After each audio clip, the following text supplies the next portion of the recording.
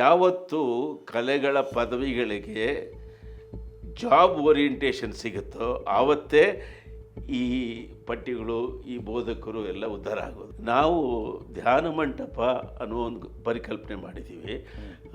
ಕರ್ನಾಟಕದಲ್ಲಿ 30 ಜಿಲ್ಲೆಗಳಲ್ಲಿ ಅಲ್ಲಲ್ಲೇ ಧ್ಯಾನ ಮಂಟಪಗಳು ಮಾಡಬೇಕು ಅಂತ ಯೋಚನೆ ಮಾಡಿದ್ವಿ. ಅದು ಮ್ಯೂಸಿಕ್ ಓರಿಯೆಂಟೆಡ್ ಧ್ಯಾನ ಥೆರಪಿ. ನಮ್ಮ ಜನಪದ ತತ್ವಗಳು, ವಚನಗಳ ಸಾರ ಮತ್ತು ನಮ್ಮ ಇಂದಿನ ಜ್ಞಾನ ಪರಂಪರೆ ಎಷ್ಟೋ ವಿಷಯಗಳನ್ನು ನಾನೆಲ್ಲ ಹಾಡುಗಳಲ್ಲಿ ಧಾರಾಳವಾಗಿ ತಂದು ಕೊಟ್ಟಿದ್ದೀನಿ. ನಾವು ವಿರೋಧಿಸೋದನ್ನು ಬಿಟ್ಟು, ನಿಂದಿಸೋದನ್ನು ಬಿಟ್ಟು ನಾವು ಕೂಡುವುದನ್ನು ಶುರು ಮಾಡಬೇಕು. ನನ್ನ ಪ್ರಕಾರ ಬುದ್ಧ, ಬಸವ, ಬಾಬಾ ಸಾಹೇಬ್ 3 ಬಕಾರಗಳು ಮುಂದಿನ ದನಿ ಇಲ್ಲದವರ ಬದುಕಿಗೆ ಆಕಾರ ಕೊಡುವಂಥ ದೊಡ್ಡ ಶಕ್ತಿಗಳು ಸರ್ ಅವು.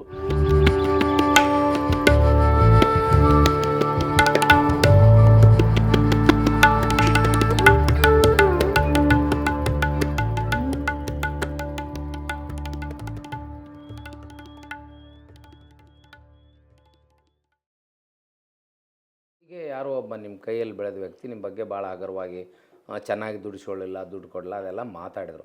ಅದು ಹುನ್ನಾರದ ಪ್ರತಿಕ್ರಿಯೆ ಅಂತ ಅನ್ನಿಸ್ತದೆ. ಯಾಕೆ ಅಂತ ಹೇಳ್ತೀನಿ ಸರ್. ನೀವು ಆದಾಯ ಇದ್ದ ಟೈಮ್ನಲ್ಲಿ ಬಿಟ್ಟು ಬಂದು ಜನಪದನ ಹಿಡ್ಕೊಂಡ್ರಿ. ಆ ಮನಸ್ಥಿತಿ ಇರೋರು ಹಂಗೆ ಮಾಡ್ಲಿಕ್ಕೆ ಸಾಧ್ಯ ಇಲ್ಲ ಅಂತ ನನಗನ್ನಿಸ್ತದೆ. ಅದಕ್ಕೆ ನೀವು ಕೊಡೋ ಕ್ಲಾರಿಫಿಕೇಶನ್. ಸರ್, ನನ್ನ ವೃತ್ತಿ ಜೀವನದಲ್ಲಿ ಎಷ್ಟೋ ಜನ ಕಲಾವಿದರಿಗೆ ನಾನು ಬೆನ್ನು ತಟ್ಟಿದ್ದೀನಿ. ಬೆನ್ನು ತಟ್ಟೋದೊಂದು ಬಿಟ್ಟರೆ ನನಗೇನೂ ಗೊತ್ತಿಲ್ಲ. ಯಾರಾದರೂ ನನ್ನನ್ನು ಅವಮಾನಗೊಳಿಸೋದು ಅಥವಾ ನನಗೆ ಹರ್ಟ್ ಮಾಡೋದು ಮಾಡಿದರೆ ಅವರನ್ನು ಕಲಾವಿದರು, ಸಂಗೀತಗಾರ ಅಂತಲೇ ನೋಡ್ತೀನಿ. ಅವರನ್ನು ಕ್ಷಮಿಸೋದು ಅಷ್ಟೇ ನನ್ನ ಕರ್ತವ್ಯ. ಯಾಕೆಂದರೆ ಕಲಾವಿದರು ಸರ್, ಅವರು ಸಂಗೀತಗಾರರು, ಅವ್ರ ಮೇಲೆ ನಾವು ದ್ವೇಷ ತೀರಿಸ್ಕೊಳ್ಳೋಕೆ ಸಾಧ್ಯವೇ ಇಲ್ಲ.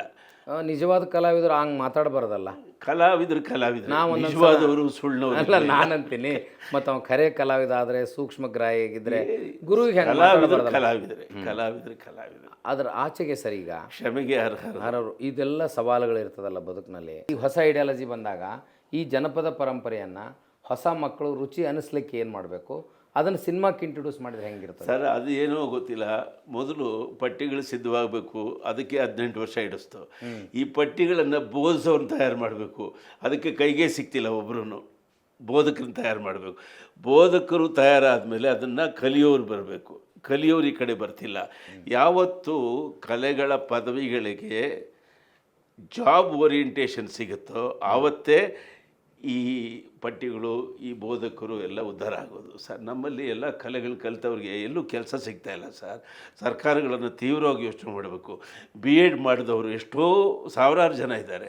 ಅವ್ರಿಗೊಂದು ಓರಿಯೆಂಟೇಷನ್ ಕೋರ್ಸ್ ಅಂತ ಮಾಡಿ ಈ ಕಲೆಗಳನ್ನೆಲ್ಲ ಕಲಿಸಿ ಪಾಠದ ಜೊತೆಲಿ ಇದನ್ನು ಕಲಿಸಪ್ಪ ಅಂದ್ಬಿಟ್ರೆ ಅವ್ರಿಗೆಲ್ಲ ಬದುಕು ಕಟ್ಕೊಳ್ಳೋಂಗಾಗತ್ತೆ. ಕೆಲಸ, ಬದುಕು, ಅನ್ನ ಕೊಡ್ಬೇಕು ಸರ್. ಕಲೆ ಪದವಿ ಅದಾಗದವ್ರಿಗೆ ಸಾಧ್ಯವಿಲ್ಲ. ನಾನಂತೂ ಪಠ್ಯ, ಬೋಧಕರು, ಮಾರ್ಗಸೂಚಿ ಎಲ್ಲ ತಯಾರು ಮಾಡಿದ್ದೀನಿ. ನಾನಿರೋವರೆಗೂ ಬೋಧಕರನ್ನ, ಶಿಷ್ಯರನ್ನ ತಯಾರು ಮಾಡ್ತಾನೆ ಹೋಗ್ತೀನಿ. ಮುಂದಿನ ಪೀಳಿಗೆ ಅದು 106 ವರ್ಷಗಳು ಬೇಕು ಸರ್. ಅದಕ್ಕೆ ಸರ್ 14ನೇ ಶತಮಾನದಲ್ಲಿ ಕರ್ನಾಟಕ ಸಂಗೀತಕ್ಕೆ ಒಂದು ಸ್ವರೂಪ. ಅಲ್ಲಿಂದ 700-800 ವರ್ಷಗಳು ಅದರ ಪ್ರಚಾರಕ್ಕೆ ಕಷ್ಟಪಡ್ತಾನೇ ಇದ್ದಾರೆ ಅಲ್ವೇ? ನಾನು ನನ್ನ ಒಂದು ಜೀವಿತಾವಧಿಯಲ್ಲಿ ಒಂದು ಶಾಸ್ತ್ರ ಹುಟ್ಟಾಕಿ ಎಲ್ಲ ಈಗಲೇ ಆಗ್ಬಿಡ್ಬೇಕಂದ್ರೆ ಹೆಂಗೆ ಸಾಧ್ಯ? ನಾನು ನನ್ನ ಕರ್ತವ್ಯ, ಇದು ನನ್ನ ಶಾಶ್ವತ ಕರ್ತವ್ಯ, ನಾನು ಮಾಡಿ ಹೋಗ್ತೀನಿ ಸರ್. ಅದಕ್ಕೆ ಸ್ವರೂಪ ಅಕಾಡೆಮಿಕ್ಕಾಗಿ ಕೊಡ್ತಿರಲ್ಲ. ಅದಕ್ಕೆ ಸರ್ಕಾರಿ ಕೆಲಸ ಸಿಗದೆ ಹೋದರೂ ಕೂಡ ವೃತ್ತಿಯಲ್ಲಿ ಏನಾದರೂ ಅವರು ವೈಯಕ್ತಿಕವಾಗಿ ಬದುಕುವಂಥ ಸಾಧ್ಯತೆಗಳನ್ನು ಉಂಟು ಮಾಡೋದು ಚಾನ್ಸಸ್ ಇದೆ. ಯಾಕಂದರೆ ನಾವು ಧ್ಯಾನ ಮಂಟಪ ಅನ್ನೋ ಒಂದು ಪರಿಕಲ್ಪನೆ ಮಾಡಿದ್ದೀವಿ. ಕರ್ನಾಟಕದಲ್ಲಿ 30 ಜಿಲ್ಲೆಗಳಲ್ಲಿ ಅಲ್ಲಲ್ಲೇ ಧ್ಯಾನ ಮಂಟಪಗಳು ಮಾಡಬೇಕು ಅಂತ ಯೋಚನೆ ಮಾಡಿದ್ವಿ. ಅದು ಮ್ಯೂಸಿಕ್ ಓರಿಯೆಂಟೆಡ್ ಧ್ಯಾನ ಥೆರಪಿ. ಸೊ ಅದನ್ನು ಕಂಡಕ್ಟ್ ಮಾಡೋಕ್ಕೆ ಒಂದೊಂದು ಧ್ಯಾನ ಮಂಟಪಕ್ಕೆ 20 ಕಲಾವಿದರು ಬೇಕು. ಅವರೆಲ್ಲ ಇದನ್ನು ಕಲ್ತಿದ್ರೆ ಅವ್ರಿಗೆ ಒಳ್ಳೆಯ ಕೆಲಸ, ಒಳ್ಳೆಯ ಸಂಬಳ, ಒಳ್ಳೆಯ ಬದುಕು. ಅವ್ರಿಗೆ ಬೇಸಿಕ್ ಕಾನ್ಸೆಪ್ಟ್ ಏನು ಕೊಡ್ತೀರಿ ಸರ್ ನೀವು? ಬೇಸಿಕ್ ಕಾನ್ಸೆಪ್ಟು ಅವ್ರಿಗೆ ನಮ್ಮ ಪದವಿಗಳಿದೆಯವಲ್ಲ, ಆ ಪದವಿಗಳಲ್ಲಿ ಉತ್ತೀರ್ಣರಾಗಬೇಕು. ಅವರ ಪ್ರತಿಭೆಗಳಲ್ಲಿ ಯಾವುದು ಮುಖ್ಯವಾಗಿದೆ ಅದನ್ನು ಗಮನಿಸ್ತೀವಿ. ಆ ವಿಭಾಗದಲ್ಲಿ ಅವ್ರಿಗೆ ಎಕ್ಸೆಲರ್ ಟ್ರೈನಿಂಗ್ ಕೊಡಿಸ್ತೀವಿ. ಅಂದರೆ ಈ ಪರ್ಸ್ನಾಲಿಟಿ ಡೆವಲಪ್ಮೆಂಟ್ ಕೋರ್ಸ್ ಇದೆಯಲ್ಲ, ಅದನ್ನು ಅವ್ರಿಗೆ ಸ್ಟ್ರಾಂಗಾಗಿ ಹೇಳ್ಕೊಟ್ಟು ನಿಲ್ಲೋದು, ಮಾತಾಡೋದು, ಅಪ್ರೋಚ್ ಮಾಡೋದು, ಇಟ್ಕೊಂಡ ಕೆಲಸವನ್ನು ಸಾಧಿಸಿ ತರೋದು ಇವೆಲ್ಲವನ್ನು ಕಲಿಸಿ ಜೊತೆಲಿ ನಮ್ಮ ಪಟ್ಟಿಗಳು ಕೊಟ್ಟು ಆ ಧ್ಯಾನ ಮಂಟಪದಲ್ಲಿ ಹಾಕ್ತೀವಿ. ಅವರು ಸಂಗೀತದ ಜೊತೆಲಿ ಬದುಕ್ತಾರೆ, ಸಮಾಜಕ್ಕೆ ಸೇವೆ ಮಾಡ್ತಾರೆ ಮತ್ತು ಅವರು ಬದುಕು ಕಟ್ಕೋತಾರೆ. ಈಗ ಮ್ಯೂಸಿಕ್ ಡೈರೆಕ್ಟರ್ ನಿಮ್ಮ ಹತ್ರ ಎಲ್ಲಾದರೂ ಒಂದು ಎಕರೆ ಜಾಗ ಇದ್ದರೆ ಕೊಡಿ, ನಿಮ್ಮ ಜಾಗದಲ್ಲಿ ಒಂದು ಧ್ಯಾನ ಮಂಟಪ ಮಾಡ್ತೀವಿ. ಮಾಡೋಣ ಸರ್. ವಚನ ಧ್ಯಾನ ಮಂಟಪ. ಖಂಡಿತ ಸರ್. ಈಗ ತಾವು ಸಂಗೀತದ ಜೊತೆಗೆ ಮ್ಯೂಸಿಕ್ ಡೈರೆಕ್ಟ್ರು ತಾವೇ ಸ್ಕ್ರಿಪ್ಟ್ ಬರೆದಾಗ ಅಥವಾ ಲಿರಿಕ್ಸ್ ಬರೆದಾಗ ಆಗುವ ಲಾಭ ಮತ್ತು ವ್ಯತ್ಯಾಸ ಏನು ಸರ್? ಯಾವ ಸ್ಕ್ರಿಪ್ಟ್ ಯಾವ ಲಿರಿಕ್ಸನ್ನು ನೀವೇ ಮಾಡಿ ನೀವೇ ಕಂಪೋಸ್ ಮಾಡಿದಾಗ ಭಾಳಷ್ಟು ಜನ ಬೇರೆ ಸಂಗೀತಗಾರರು ಸ್ಕ್ರಿಪ್ಟನ್ನು ಲಿರಿಕ್ಸನ್ನು ಬೇರೆಯವ್ರ ಕಡೆ ತೊಗೊಂಡು ಮಾಡ್ತಿದ್ರು. ನೀವು ಆ ಪರಂಪರೆಯನ್ನು ಹುಟ್ಟು ಹಾಕಿದ್ರಲ್ಲ, ಅದು ಅನುಕೂಲ ಏನಾಯಿತು, ಅದರ ಪ್ರತಿಫಲ ಏನಾಯಿತು? ಫಸ್ಟು ಸಮಯ ಉಳಿತಾಯ. ಹಾಂ. ಎರಡನೇದೇನಪ್ಪ, ನಮಗೆ ಮೊಟ್ಟೆ ಮೊದಲ ಕೋಳಿ ಮೊದಲ ಅನ್ನಂಗಿಲ್ಲ, ಎರಡು ಒಟ್ಟಿಗೆ ಬರ್ತವೆ ನಮಗೆ. ಏನು ಸರ್, ಹಾಡು ಮೊದಲ ಟ್ಯೂನ್ ಮೊದಲ ಅಂತ ಕೇಳಿದ್ರೆ ನಾನು ಹೇಳಕ್ಕೆ ಬರಲ್ಲ ನನಗೆ. ಇಲ್ಲ ಟ್ಯೂನ್ ಬಂದಿರುತ್ತೆ, ಅದ್ರ ಜೊತೆಲಿ ಹಾಡು ಬಂದಿರುತ್ತೆ, ಇಲ್ಲ ಹಾಡು ಬಂದಿರುತ್ತೆ, ಅದ್ರ ಜೊತೆಲಿ ಟ್ಯೂನ್ ಬಂದಿರುತ್ತೆ. ಸೊ ಎರಡೂ ಒಟ್ಟಿಗೆ ಬರುವಾಗ ನಾವು ಯಾಕೆ ಅದನ್ನು ಬೇರೆ ಬೇರೆ ಆಗಬಾ ಅಂತ ಹೇಳಬೇಕು. ಅದು ಕರೆಕ್ಟಾಗಿ ಪರ್ಫೆಕ್ಟಾಗಿ ಹೋಗಿ ಕೂತಿರುತ್ತೆ. ಆಮೇಲೆ ಶೂನ್ಯದಲ್ಲಿ ಕೂತಿರ್ತೀವಿ ಎಲ್ಲರೂ, ನಾವು ಡೈರೆಕ್ಟ್ರು, ಆರ್ಟಿಸ್ಟು, ಪ್ರೊಡ್ಯೂಸರು ಎಲ್ಲರೂ ಒಂದು ಪರಿಕಲ್ಪನೆ ಇಟ್ಕೊಂಡು ಈ ಥರದ್ದೊಂದು ಇದು ಈ ಥರದ್ದು ಅಂತೆಲ್ಲ ಶೂನ್ಯದಲ್ಲಿರ್ತೀವಿ. ಈ ಶೂನ್ಯದಲ್ಲಿದ್ದಾಗ ಏಕಾಏಕಿ ಮಾತು, ರಾಗ ಮತ್ತು ಅದಕ್ಕೆ ಬೇಕಾದ ಎಲ್ಲ ಎಫೆಕ್ಟು ಒಟ್ಟಿಗೆ ನಾನು ಕೊಟ್ಟರೆ ಅದಕ್ಕಿಂತ ಸೊಗಸಾದ ಘಟನೆಗಳೇ ಇರಲ್ಲ. ಅದರಿಂದಲೇ ನಾನು ಫೇಮಸ್ ಆಗಿರೋದು. ಎಲ್ಲರೂ ಬಂದು ಎಂಟಿಯಾಗಿ ಕೂತಿರ್ತಾರೆ, ಸ್ವಲ್ಪ ಹೊತ್ತು ಕೂತಿರ್ತೀವಿ, ಕೇಳು ಸಂಸಾರದಲ್ಲಿ ರಾಜಕೀಯ, ಓ ಚೆನ್ನಾಗಿದೆ ಸರ್, ತಾನು ತನ್ನ ಮನೆಯಲ್ಲೇ ಪರಕೀಯ, ಅರೇ ಭಾಳ ಚೆನ್ನಾಗಿದೆ ಸರ್, ಹಾಡು ಮುಗೀತು, ಹೊರಟ್ಬಿಟ್ಟು ಅಷ್ಟೇ ಕತೆ. ಸೊ ಪರಿಕಲ್ಪನೆ, ಟ್ಯೂನು, ಸಾಹಿತ್ಯ, ಅಗತ್ಯ ಎಲ್ಲವೂ ಒಟ್ಟಿಗೆ ಬರುವಾಗ ಅದಕ್ಕಿಂತ ಅಡ್ವಾಂಟೇಜ್ ಏನಿದೆ. ಕೆಲವು ಸರಿ ನಾನು ನೋಡಿದ್ದೀನಿ ತಮಾಷೆ, ನಾನು ಟ್ಯೂನ್ ಕೊಟ್ಬಿಟ್ಟು ಬೇರೆಯವರು ಬರೆಯೋಂಗೆ ಮಾಡಿ ಕೂತಿದ್ದೀನಿ. ಫಸ್ಟು ಅವರು ಕಾಂಪ್ಲೆಕ್ಸಿಂದ ಈಚೆ ಬರಬೇಕು, ನನ್ನ ಎದುರು ಕೂತ್ಕೊಂಡು ಬರೆಯೋದು ಕಷ್ಟದ ಕೆಲಸ. ನಾನು ಮೊದಲೇ ಬರವಣಿಗಾರ, ನಾನು ಕೊಟ್ಟು ಟ್ಯೂನು ನಾನು ಮೊದಲೇ ಏನೋ ಬರೆದಿರ್ತೀನಿ ಅಂತ ಅವ್ರು ಗೆಸ್ ಮಾಡ್ತಾರೆ. ಅದೆಲ್ಲ ಮಾಡಿರಲ್ಲ ನಾನು. ಅವರು ಟ್ಯೂನ್ ಕೊಟ್ಬಿಟ್ರೆ 3 ದಿವಸ 4 ದಿವಸ ವಾರಗಟ್ಟಲೆ ಆಗಿರೋದು ಉಂಟು. ಅವರು ಈ ಕಾಂಪ್ಲೆಕ್ಸಿಂದ ಈಚೆ ಬಂದು ಡೈರೆಕ್ಟ್ರಿಗೆ ಏನು ಬೇಕು ಅದನ್ನು ಬರ್ಕೊಡೋದೈತಲ್ಲ, ದೊಡ್ಡ ಹೋರಾಟ, ಅದು ಸವಾಲು. ಆ ಕಷ್ಟ ನಾನು ನೋಡಿದ್ದೀನಿ. ಸೊ ನನ್ನಿಂದ ಆ ಕಷ್ಟ ಪ್ರೊಡ್ಯೂಸರ್ಗೆ ಇಲ್ವಲ್ಲ ಅಂತ ನನಗೆ ಗೊತ್ತಾಗಿದೆ. ಸೊ ಅವ್ನಿಗೆ ಏನು ಬೇಕು 5 ನಿಮಿಷ ಮಾಲ್ ಇದ್ದಂಗೆ, ಮಾಲಲ್ಲಿ ಬಂದು ಆ್ಯಪ್ನಲ್ಲಿ ಹೊಡೆದ್ರೆ ಏನು ಬೇಕು ತಂದು ಕೊಡುತ್ತೆ. ಸ್ವಲ್ಪ ಮೆಕ್ಯಾನಿಕಲ್ ಅನಿಸ್ಬೋದು, ಬಟ್ ಅದು ಒಂದು ವಿಶಿಷ್ಟ ಪ್ರತಿಭೆ ಅಲ್ವಾ ಸರ್? ಅಲ್ಲ, ಅದು ಎಕ್ಸ್ಟ್ರಾರ್ಡಿನರಿ ಪ್ರತಿಭೆ. ಅದ್ರ ಜೊತೆಯಲ್ಲಿ ನಾನು ಸುಮ್ಮನೆ ಬಿಟ್ಟಿಲ್ವಲ್ಲ, ನಮ್ಮ ಜನಪದ ತತ್ವಗಳು, ವಚನಗಳ ಸಾರ ಮತ್ತು ನಮ್ಮ ಇಂದಿನ ಜ್ಞಾನ ಪರಂಪರೆ ಎಷ್ಟೋ ವಿಷಯಗಳನ್ನು ನಾನೆಲ್ಲ ಹಾಡುಗಳಲ್ಲಿ ಧಾರಾಳವಾಗಿ ತಂದು ಕೊಟ್ಟಿದ್ದೀನಿ. ಏನು ಯಾವುದೋ ಒಂದು ಯಾರಿಗೆ ಬೇಕು ಈ ಲೋಕ ಅಲ್ವಾ, ಅದು ಒಳ್ಳೆ ಸಾಲೆ. ಧರ್ಮವೇ ನಾರಿಯೇ ಕಾಂಚನ ಕೌರವರ ಜೂಜಿಗೆ, ಧರ್ಮವೇ ಲಾಂಛನ ಪಾಂಡವರ ಜೂಜಿಗೆ ಅಲ್ವಾ. ನಾರಿಯೇ ಕಾಂಚನ ಕೌರವರ ಮೋಜಿಗೆ, ಧರ್ಮವೇ ಲಾಂಛನ ಪಾಂಡವರ ಜೂಜಿಗೆ. ಮುಗಿದೋಯ್ತಲ್ಲ ಮಹಾಭಾರತನ 2 ಸಾಲಲ್ಲಿ ಹೇಳ್ಬಿಟ್ವಲ್ಲ. ಹಾಗೆ ಸೊ ಎಲ್ಲವನ್ನು ನಾನು ಅಡಕ ಮಾಡಿ ಮಾಡಿ ಮಾಡಿ ನಾನು ಕರ್ತವ್ಯ ಮಾಡಿದ್ದೀನಿ ಸರ್, ಕರ್ತವ್ಯ ಮಾಡಿ. ಈಗ ನಾವು ಹೆಚ್ಚು ನಿಮ್ಮನ್ನು ಈ ಪ್ರೀತಿಸ್ಲಿಕ್ಕೆ ಕಾರಣ ಈ ದೇಶೀಯ ಕಲೆಯನ್ನು ಉಳಿಸ್ಲಿಕ್ಕೆ ಇದರ ಇತಿಹಾಸವನ್ನು ಸರಿಯಾಗಿ ಕಟ್ಟುವಂಥ ಪ್ರಕ್ರಿಯೆ ಹೇಗಾಗ್ಬೇಕಂತೀರಿ ಸರ್? ಯಾವುದು ಆಧಾರದ ಮೇಲೆ ಆಗಬೇಕು? ಒಂದು ಜನಪದ ಕಲೆ ಇದೆ, ಜನಪದ ಸಾಹಿತ್ಯ ಇದೆ, ಅದರ ಜೊತೆಗೆ ಇತಿಹಾಸವನ್ನು ತಿರುಚೋ ಪ್ರಯತ್ನ ನಡೆದಾಗ ಯಾವ ರೀತಿ ಅದನ್ನು ಶುದ್ಧೀಕರಿಸಬೇಕು? ನಾವು ವಿರೋಧಿಸೋದನ್ನು ಬಿಟ್ಟು, ನಿಂದಿಸೋದನ್ನು ಬಿಟ್ಟು ನಾವು ಕೂಡುವುದನ್ನು ಶುರು ಮಾಡಬೇಕು. ಕೂಡುವುದು. ಈಗ ದೇವನೂರು ಮಹಾದೇವರು ಒಂದು ಒಳ್ಳೆಯ ವಿಷನ್ ಹೇಳಿದ್ದಾರೆ. ನಿಮ್ಮ ಧರ್ಮ ಯಾವುದು ಅಂದರೆ, ನನ್ನ ಧರ್ಮ ಯಾವುದಪ್ಪ, ಬೌದ್ಧ ಧರ್ಮ ಮತ್ತು ಲಿಂಗಾಯತ ಧರ್ಮ ಒಟ್ಟಾಗಿ ಅಲ್ಲಿ ಹುಟ್ಟುವ ಹೊಸ ಮಗುವೆ ನನ್ನ ಧರ್ಮ ಅಂತಿದ್ದಾರೆ ಅವರು.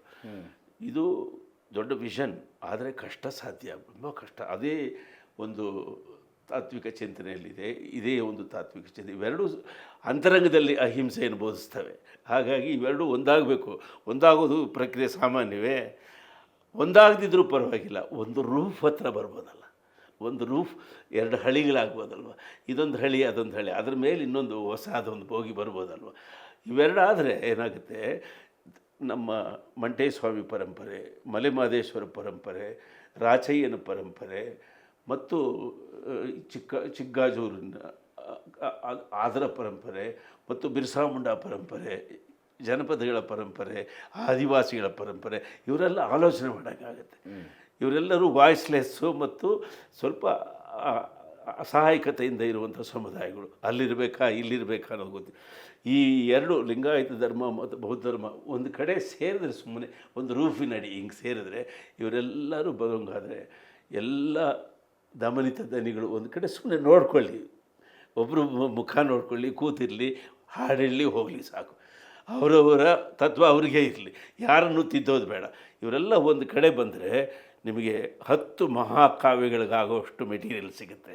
ಸರ್, ಈ ಬುದ್ಧ ಬಸವ ಅಂಬೇಡ್ಕರ್ ಆಲೋಚನೆ ಶುರು ಆಗಿದೆ ಸರ್. ಹಾಂ, ಹೇಗಾಗಿದೆ ಕಾಯಿನ್ ಮಾಡಬೇಕಾದ್ರೆ ಬುದ್ಧ ಬಸವ ಅಂಬೇಡ್ಕರ್ ಅಂತ ಮಾಡಿ, ಬುದ್ಧ ಹೇಳಿದ ಜ್ಞಾನದ ಧ್ಯಾನದ ಮೌಲ್ಯಗಳ ಜೊತೆಗೆ ಬಸವನ ಸಾಮಾಜಿಕ ಪ್ರಜ್ಞೆ ಮತ್ತು ಆಂತರಿಕ ಪ್ರಜ್ಞೆಯನ್ನು ಇಟ್ಕೊಂಡು ಅದನ್ನು ಸಂವಿಧಾನ ರೂಪಕ್ಕೆ ತಂದ ಅಂಬೇಡ್ಕರ್ ಅವರು ಇಂದಿನ ಅಗತ್ಯ ಅನ್ನುವಂಥ ಒಂದು ವಾದ ನಡೆದಿದೆ. ಆದರೆ ಅದಕ್ಕೆ ದನಿ ವಿರೋಧಿಸುವಷ್ಟು ಬಲಪಂಥೀಯ ತೀವ್ರತೆ ಹೆಚ್ಚಾಗಿದ್ದರಿಂದ ಅದಕ್ಕೆ ಹಿನ್ನಡೆ ಆಗಿದೆ.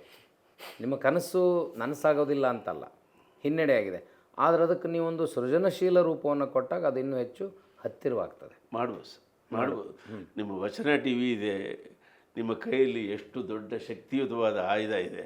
ನೀವು ಪ್ರಾರಂಭ ಮಾಡಿ ಈ ಚಿಂತಕರನ್ನ ಒಗ್ಗೂಡಿಸಿ ಅವ್ರಿಗೆ ಪ್ರಚೋದನೆ ಮಾಡಿ ಮಹಾಕಾವ್ಯಗಳನ್ನ ಕಟ್ರಿ ಅಂಥೇಳಿ. ನನ್ನ ಪ್ರಕಾರ ಬುದ್ಧ, ಬಸವ, ಬಾಬಾ ಸಾಹೇಬ್ 3 ಬಕಾರಗಳು ಮುಂದಿನ ದನಿ ಇಲ್ಲದವರ ಬದುಕಿಗೆ ಆಕಾರ ಕೊಡುವಂಥ ದೊಡ್ಡ ಶಕ್ತಿಗಳು ಸರ್ ಅವು. ಅದೇನು ಇವತ್ತೇ ಆಗಿಬಿಡಬೇಕು ಅಂತೇನು ರೂಲ್ಸ್ ಇಲ್ಲ ಸರ್. ಬುದ್ಧ ಶುರುವಾದಾಗ 5 ಜನ ಶಿಷ್ಯರ ಜೊತೆಲಿ ಶುರು ಮಾಡಿದ, ಬಸವ ಶುರು ಮಾಡಿದಾಗ 770 ಜನ, 770, ಬಾಬಾ ಸಾಹೇಬ್ ಶುರು ಮಾಡಿದಾಗ ಲಕ್ಷಗಟ್ಟಲೆ ಆದ್ರೆ ಅಷ್ಟೇ. ಅದು ಚೇಂಜಸ್ ಆಗ್ತವೆ, ಶುರು ಮಾಡಬೇಕಷ್ಟೇ ಸರ್. ಈ ವಾದವನ್ನು ಸ್ವೀಕಾರ ಮಾಡಬೇಕಾದಾಗ ಕೆಟ್ಟ ಟೀಕೆಗಳನ್ನು ಡೈಜೆಸ್ಟ್ ಮಾಡ್ಕೊಳಕ್ಕೆ ಏನಾರ ಮೆಡಿಸಿನ್ ಇದೆ ಅಂತೀರಿ? ಎಲ್ಲಿ ಅದನ್ನು ಬಿಟ್ಟುಬೇಡ. ನಮ್ಮಲ್ಲಿರುವ ಗೊಂದಲ ಏನಂದರೆ, ನಾವು ವೈಚಾರಿಕತೆಯೇ ಮುಖ್ಯ ಅಂತ ಕೂತ್ಬಿಟ್ಟಿದ್ದೀವಿ. ಈ ವೈಚಾರಿಕತೆ ಬೇಕು, ನಾನು ಬೇಡ ಅಂತ ಹೇಳೋದಿಲ್ಲ, ಆದರೆ ಅದು ಆಧ್ಯಾತ್ಮದ ಹಸಿವನ್ನು ಹಿಂಗಿಸಲ್ಲ. ಅಂದರೆ ತೀವ್ರತೆ ಜಾಸ್ತಿ ಆಗಬಾರ್ದು, ಅದರ ಪ್ರತಿಪಾದನೆಯ ಪರಾಕಾಷ್ಠೆ ಹೆಚ್ಚಾಗಬಾರ್ದು. ನಾನು ಎಷ್ಟೋ ಜನ ಪ್ರಗತಿಪರರ ಮಹಾಕವಿಗಳ ಮನೆಗಳಿಗೆ ಹೋಗಿದ್ದೀನಿ. ಯಾವುದಕ್ಕೆ ಹೋಗಿದ್ದೀನಿ ಗೊತ್ತೇ? ಸತ್ಯನಾರಾಯಣ ಪೂಜೆಗೆ. ಮತ್ತೇನು ಬಂದಂಗಾಯ್ತು? ವ್ಯಂಗ್ಯ ಅಲ್ಲ ಅದು ಅಲ್ವೇ? ಎಲ್ಲ ಈ ರೀತಿಯ ಹೋಮ ಕಾಂಟ್ರಡಿಕ್ಷನ್ಸ್ ಎಲ್ಲದಕ್ಕೂ ಹೋಗಿದ್ದೀವಿ. ಏನು ಅಂದರೆ ಹೆಂಡತಿ ಕಡೆ ತೋರಿಸ್ತಾರೆ, ಅವಳಿಗೆ ಬೇಕದು ಒಂದೇ ಮನೆಯಲ್ಲಿ 2 ಪಕ್ಷಗಳಾದರೆ ಹೇಗೆ ಬದುಕೋದು? ನಿಮ್ಮ ಮನೋಧರ್ಮ ಹೆಂಗಿದೆ ಸರ್ ಅದಕ್ಕೆ? ನಾವು ನನ್ನ ಹೆಂಡತಿಯನ್ನು ತಿದ್ದೋದಕ್ಕೆ ಹೋಗಿಲ್ಲ, ಅವಳು ನೋಡಿ ಕಲಿಬೇಕು. ನಾನು ಪ್ರಪಂಚದಲ್ಲಿರುವ ಎಲ್ಲ ದೇವರುಗಳು ಕಿತ್ತಾಕು ಅಂತ ಹೇಳೋ ವ್ಯಕ್ತಿ ಅಲ್ವೇ ಅಲ್ಲ. ಅದರೊಳಗೆ ಏನಿದೆ ಅಂತ ತಿಳ್ಕೊಂತ ತೋರಿಸ್ತೀವಿ, ನಿನ್ನೊಳಗೆ ಏನಿದೆ ಅಂತ ತಿಳ್ಕೊಂಡು ತೋರಿಸ್ತೀವಿ. ಅವರಾಗಿ ಬದಲಾಗಿ ಯಾವುದನ್ನು ಬದಲಾಯಿಸೋದು ಬೇಡಿ ಸರ್. 8 ಲಕ್ಷ ದೇವಸ್ಥಾನಗಳಿದ್ದಾವೆ, ಅವುಗಳನ್ನೆಲ್ಲ ಏನು ಮುಚ್ಚಕ್ಕಾಗ್ತೀಯೇ?